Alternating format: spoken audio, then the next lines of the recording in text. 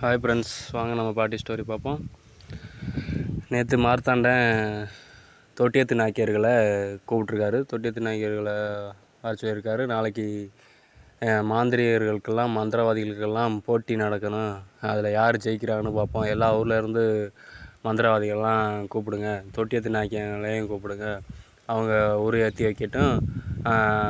அவங்க செய்கிறத அவங்க சொல்கிறத செஞ்சிட்டாங்கன்னா இந்த இதுலேயே பெரிய மந்திரவாதின்னு புகழ்பெற்றவங்கன்னு நிரூபிக்கட்டும் அப்படின்னு சொல்லியிருக்காங்க.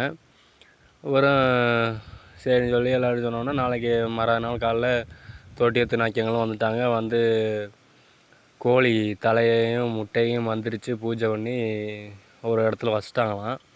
ஃபஸ்ட்டு ஊர் பொதுமக்களும் கூட்டிட்டாங்க, சுற்றி கூட்டியிருக்காங்க. சின்னலங்க பூசாரியும் வர சொல்லியிருக்காங்க. அப்புறம் ஆயிரக்கணக்கான மந்திரவாதிகளும் வந்திருக்காங்க. எல்லோரும் வந்தோடனே ஒவ்வொருத்தராக போய் அந்த கோழி தலையையும் அதையும் தொடணுமா.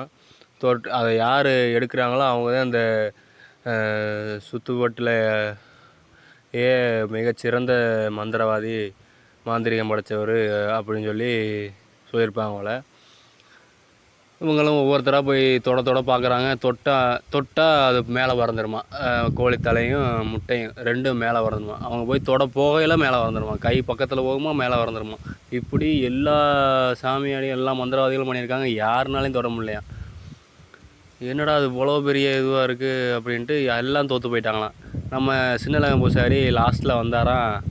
வந்து மேலே கீழேயும் பார்த்தாராம். பார்த்துட்டு இதெல்லாம் எனக்கு சாதாரணம்டா அப்படின்னு போகையில் மேலே பறக்க போச்சான். அதுக்குள்ளேயும் பிடிச்சி தொட்டியத்து நாக்கிய மூஞ்சிலையும் மார்த்தாண்டை மூஞ்சிலையும் வீசினாராம் சின்னலங்க பூசாரி. பார்த்து எல்லாம் ஒரே ஷாக்காயிட்டாங்களாம். ஷாக்காகி குலவை விட்டு ஊர் பொதுமக்களும் எங்கள் சின்னலங்க பூசாரியை மிஞ்சின சாமியார் இங்கே யார் இருக்கா அப்படின்னு எல்லாம் சொல்லியிருக்காங்க. இவங்களும் மார்த்தாண்டன்னு தலை குமிஞ்சு ஒத்துக்கிட்டாராம். ஆமாம், வருதேன் பெரிய மாந்திரிகம் படைத்தவர் அப்படின்னு மார்த்தாண்டன்னு ஒத்துக்கிட்டாராம். எல்லாம் ஒரு பெருமையாக எல்லோரும் பேச ஆரம்பிச்சிட்டாங்க. ஒரு புகழ்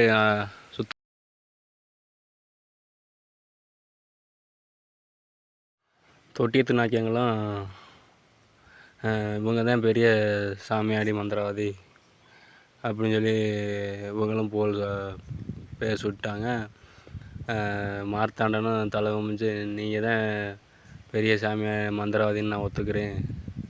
சுற்றுப்பட்டு கிராமத்துலேயும் நீங்கள் தான் பெரிய மந்திரவாதி அப்படின்னு எல்லோரும் ஒத்துக்கிட்டு தலை குனிஞ்சு வணங்கினாங்களாம். அப்புறம் அதிலேருந்து ஒரு புகழ் எல்லா பக்கமும் அதிகமாக பரவிடுச்சான். எல்லா பக்கமும் அதிகமாக ஒரு புகழ் பேசினாங்களாம் ஒரு புகழை பற்றி. ஓகே ஃப்ரெண்ட்ஸ், அப்புறம் அடுத்து என்ன நினச்சி நாளைக்கு பார்ப்போம். தேங்க்யூ.